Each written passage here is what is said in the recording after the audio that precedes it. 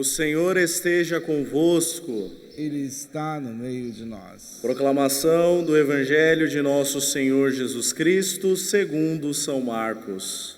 Glória a vós, Senhor. Naquele tempo, Jesus saiu da sinagoga e foi com Tiago e João para a casa de Simão e André. A sogra de Simão estava de cama com febre, e eles logo contaram a Jesus. E ele se aproximou, segurou sua mão e ajudou-a a levantar-se. Então a febre desapareceu e ela começou a servi-los. À tarde, depois do pôr do sol, levaram a Jesus todos os doentes e os possuídos pelo demônio. A cidade inteira se reuniu em frente da casa.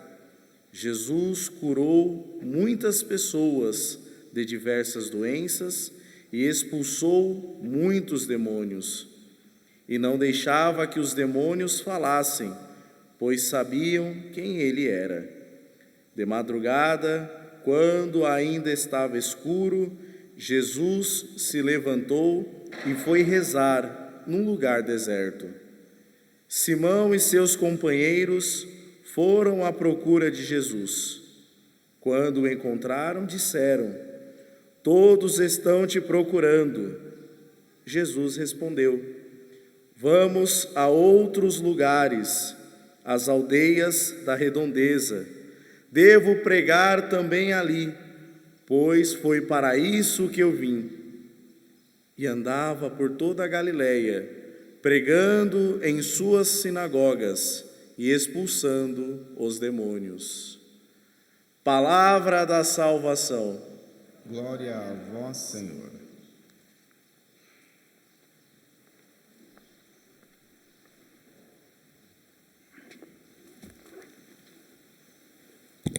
Queridos irmãos e irmãs, as duas leituras que nós ouvimos hoje, na missa desta quarta-feira, da primeira semana comum, trazem para nós a beleza, o valor e também a grande necessidade da vida de oração.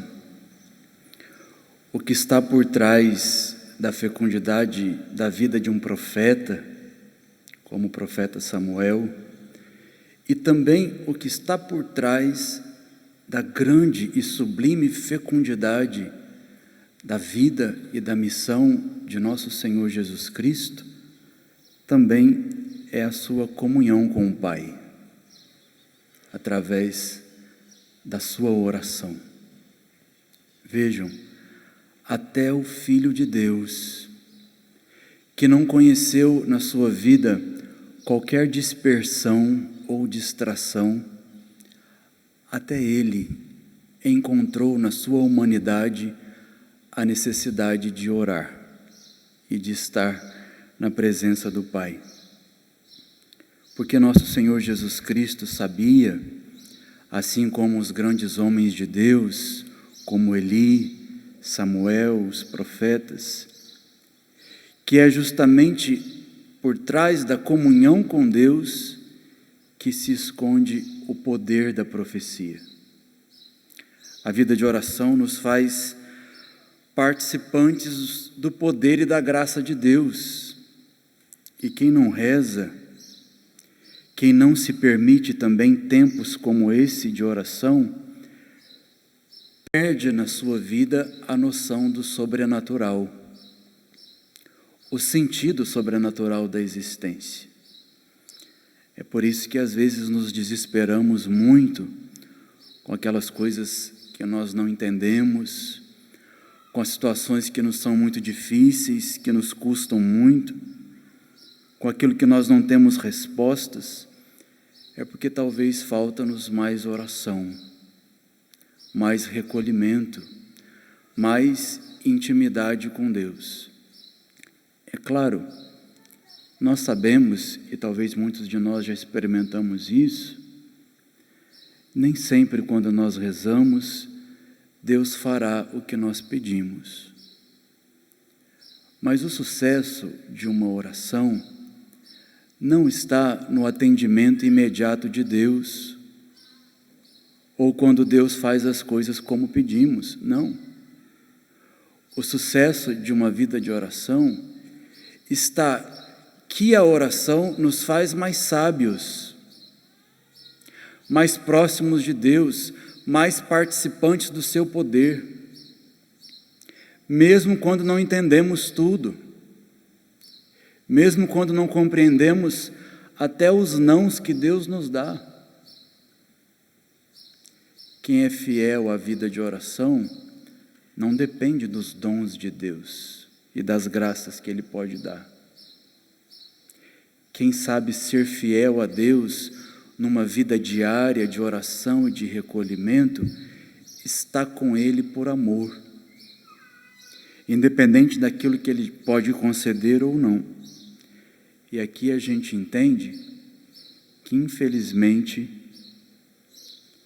as pessoas ignorantes, as pessoas que não são sábias, que não conseguem enfrentar as dificuldades da vida, por vezes, ou na maioria das vezes, elas demonstram pouca oração.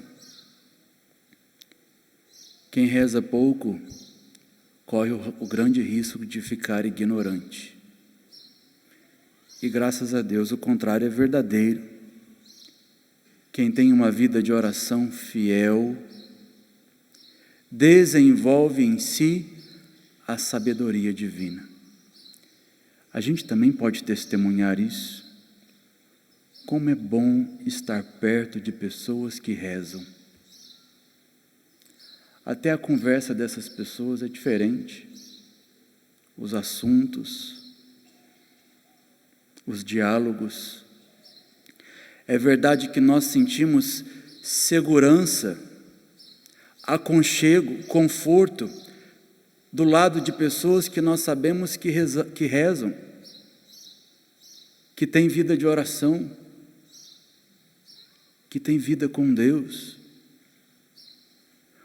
Quantas vezes nós que somos padres e os consagrados da Canção Nova, que também estão aqui, também já experimentaram isso. As pessoas que chegam até nós pedindo, reze por mim, porque você está mais perto de Deus.